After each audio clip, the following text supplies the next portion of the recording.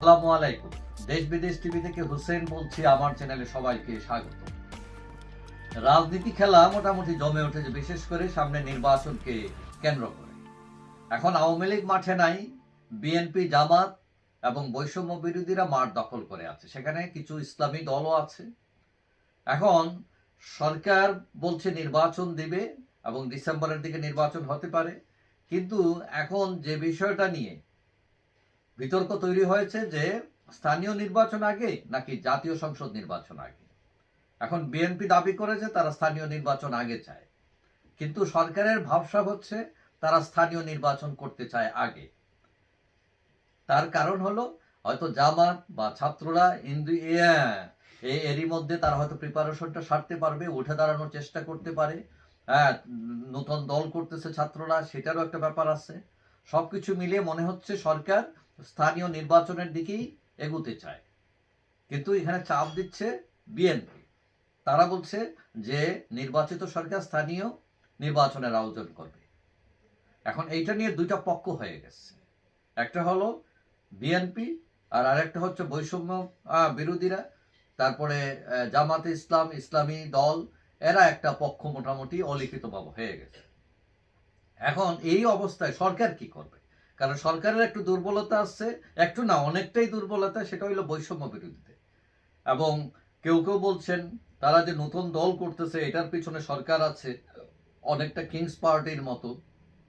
এখন সরকার হয়তো তাদেরকে ফেভার করতে চাইবে, তারা লাঠিও ভাঙবে না, সাপও মরবে, এরকম একটা কায়দায় যাবে। এখন যেটা শোনা যাচ্ছে সেটা হলো সরকার এখন স্থানীয় নির্বাচনের দিকেই যাবে। যদি বেশি প্রেসার দেয় বিএনপি, আন্দোলনে নামে, তাহলে তারা হয়তো সংসদ নির্বাচনের দিকে যেতে পারে। কিন্তু এখানে তারা আরেকটা খেলা খেলবে, সেটা হচ্ছে স্থানীয় নির্বাচন করবে ঠিকই তখন, কিন্তু এর আগেই তারা বিভিন্ন জায়গায় জেলা প্রশাসক নিয়োগ করবে। এবং প্রশাসক ইউনিয়ন পরিষদ থেকে শুরু করে পৌরসভা, উপজেলা, জেলা পরিষদ, বিভিন্ন জায়গায় তাদের লোকজন বসাবে ঠিক মতো। এবং সেখানে ছাত্রদের প্রতিনিধিত্ব থাকতে পারে, বৈষম্যীরা থাকতে পারেন, নাগরিক কমিটির লোকরা থাকতে পারেন, নতুন যে দল তার লোকেরা থাকতে পারে। এবং এই যে নির্বাচন, এই নির্বাচন ফলাফল উল্টানোর পক্ষে তারা একটি শক্তি দাঁড় করাতে পারে।